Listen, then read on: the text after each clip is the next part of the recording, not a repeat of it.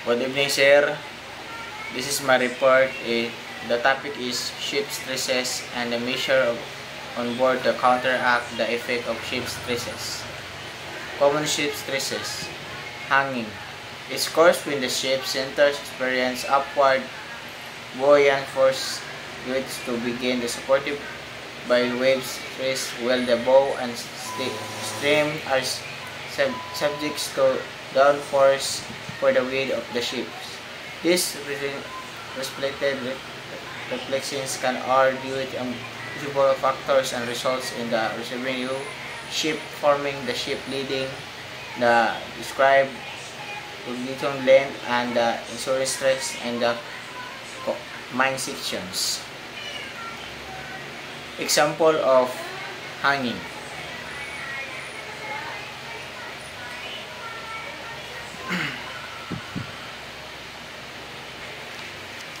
Hanging ay isa is blend siya sa upward sa center or middle of ship which maka cause na use U-shape o na blind o mahitabo if ang barko loaded o kabugat plus kusog na bawod which naay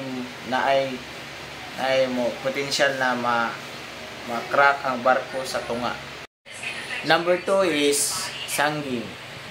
Happens when the board stern are supported by waves creates while the center of the ship is the wave throats causing downward force the center. The effect of this is the skip sails blends downward stressing the bottom and the frictions in the upper. Sanging is the stress ship in shawl and kills the place and underwind the waves is the same length as the ship and the ship is the throat of the two waves. Sanging, sir, is binali ang sanging sa hanging ang sanging mo blend ang ship or barko pa downward which bottom is end is pa upward. Number 3, sir, is shear force. Occur when the sections of the ships experience unequal vertical forces, especially near the midship area or where with distribution change abruptly. In a marine context, shear force is the centrifugal upper force acting on a ship hull eccentric course in the wind or shear across is which and are critical factors in a ship design and operations. Shear force is the outwards tangential force and act along for face of the body and when there are two opposites shear force relative on one another. The body is said to be under the shearing effect. The beating moments result from shear force acting on the body using shearing that cause the body to bend. Shear force, sir, ay kanina stress sa barko is mahitabo if bugat ang karga plus kusog ang wind or hangin and then kusog ang bawod which ang ship is ma-twice ang opposite side for the for me this example ani is kintahay naglakaw tawel atong pikas TL datong o sa back ang isa kay more forward distress is ang pikas end side sa barko mo blend din ang isa dili so mag-cause gihapon siya og damage. Number 4, sir, is torsional stress. Generated with the ship is the objective the twisting force often due the uneven wave action on the port of starboard sides effect lead to twisting of the hull, particularly in the ship with with deck-like conductor ship. Cause of torsional stress is marine. Wave action. Wave can use ship twist and the bow and stream experience pressing force, especially when the ship in the side or in the oblique wave encounter. Asymmetrical cargo loading. Uneven distribution of cargo in the either side of the ship can create transitional moments. Hull design ship with the rigid deck are like container ship are more susceptible to transitional stress. Transitional stress sir ay kani is if ang bow part of upward ang naglead sa part is pa down, upward put in. Number 5 sir is planting. Alternating inward the outward movement of the hull plants near the bow is termed due to change in water pressure as the ship pitches or encounters waves.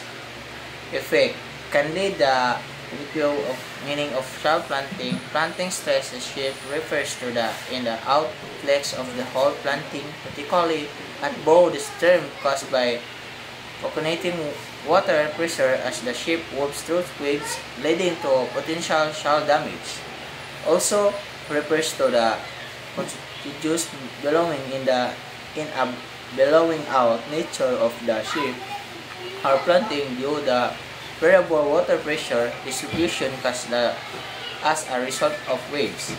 This occurs when the ship is making headway in the wave. Planting creates the significant stress on the ship's hull.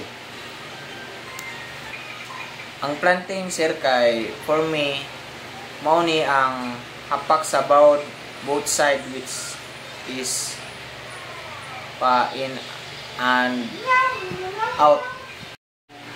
Number 6 sir is pounding slamming. The forceful impact of bow with floating condensation of the hull against waves when the ship moves in the high speed in a road seas, because damage the bow or gear area. In heavily weather, where the ship is having a pitching of force and emerge from the water of the metering is with the slamming effect with is a hollow pounding. Extra steering require as the force of the radio is possibly of damage. Ang pounding sir is this one is when the bow part of the ship or ang front part is more upward because of kusog na wear of the sadly mukalit lang o balik pa upward like mo habog ang front part of ang back part is not which nagbalik sa water mag-cause of big disturbance or impact sa ship. Number 7 sir is rocking. Is the side-to-side distribution of the ship. Fractures caused by rolling in heavy seas. In the ship's engineering, hugging refers the fall bending upwards in the middle, while rocking describes the twisting of the ship structures due to the transverse distortion often cause of the rolling.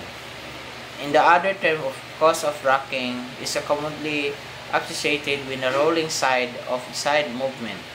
In the same way, we are the ship structures twice force the effect is stress the ship transverse frames of blockhead.